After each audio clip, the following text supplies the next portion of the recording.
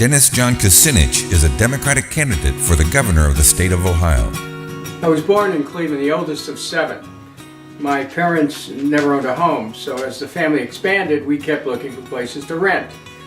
So we kept moving and moving and moving, so that by the time I was 17, we lived in about 21 different places, including a couple cars. I remember those days. They had an indelible impact on me. Tara Samples is a Democratic candidate for lieutenant governor of the state of Ohio.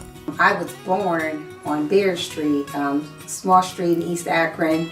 My great-grandfather built the house. My parents still live in that neighborhood. My neighbors that were there when I was little, they all still live there as well. This home that we're in, I bought in December 1971 when I won a city council seat here after a redistricting. I lived in the Tremont area, and then this is the anchor point. I mean, when you think about it, 21 different places by the time I was 17. I don't like to move. Guess why? So this is home. You played football in high school? I was the football in high school. I was about 4'9", and I weighed 97, 98 pounds. I tried out for the team, and the coach looked at me and said, "I can't let you play. You're going to get hurt, and I'm going to get in trouble."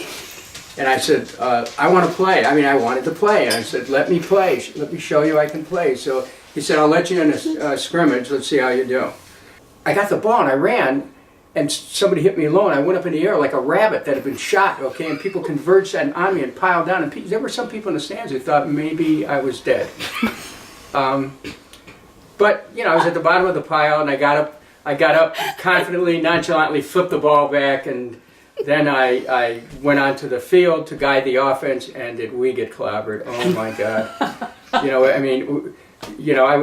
was dropping back 20 yards to be able to throw past 20 yards so that we could stand on the line of scrimmage. I probably had the best place on the school bus to Cleveland because I was small enough to sleep in the luggage racks. I mean, if I had been 2 feet taller, I could have been a contender. I got pregnant when I was 15. I was in high school. I was in the 10th grade. And my sister is the one who she broke the news to my dad, and my dad is Catholic, and my dad was just like, "Okay, well, you're gonna have a baby." In May 19th, and I remember being in geometry class and not feeling well. My sister and her best friend Tish was rubbing my back, and she says, "I think you might be in labor, you should go to the hospital." I wasn't supposed to be due till July 27th. And next thing you know, I had this little person that I wasn't even allowed to hold because she was so tiny. And she weighed 3 pounds and 12 and a half ounces.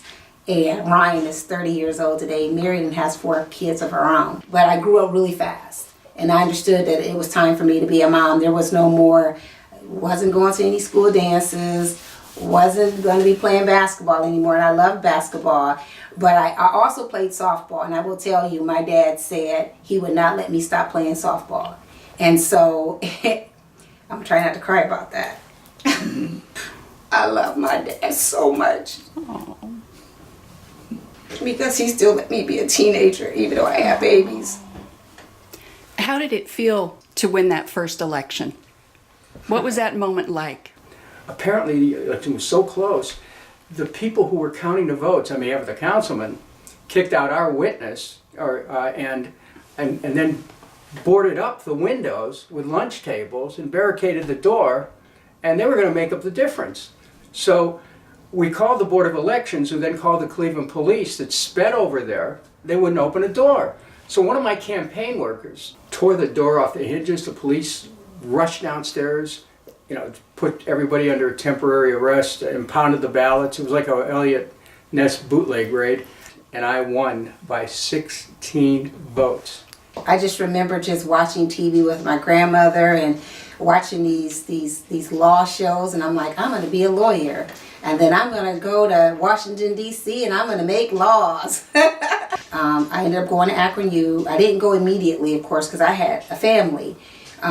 Went to Akron U, joined some organizations there, joined an organization called BUS. It was called Black United Students.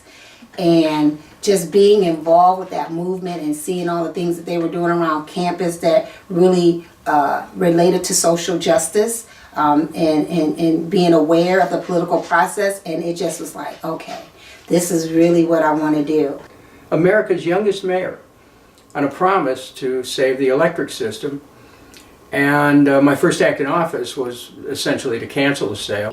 The council and the mayor basically were giving our municipal electric system to the utility monopoly in Cleveland that had lusted after it. They wanted the monopoly. The head of Cleveland Trust basically told me, you're going to have to sell that utility, Community Light, to CEI, or we're not going to renew the city's credit. They wouldn't take any other asset. The only thing they would accept was the sale of Community Light. And then what they said is that if you sell, we'll give you $50 million with a new credit. So it's really a bribery.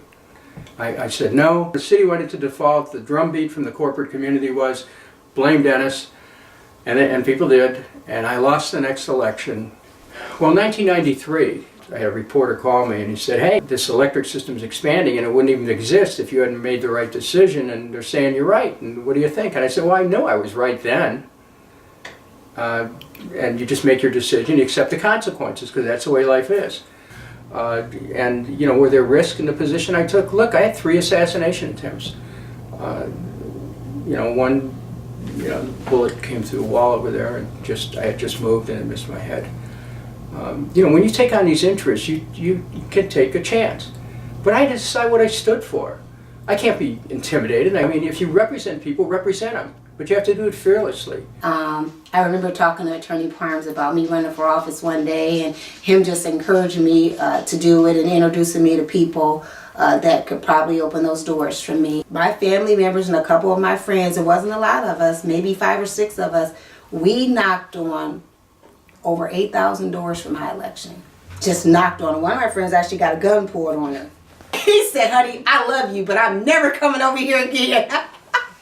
So I ran for Congress in '72. I didn't walk onto the floor of the House of Representatives until about 20-some years later.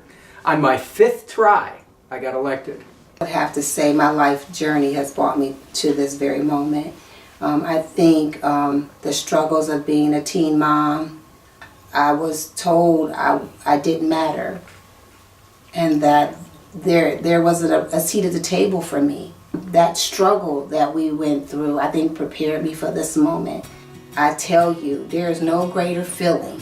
There is no greater feeling to be able to say, I matter and I count for something, even when those people discounted me. And that's important. That's important to me, and that's important to my children.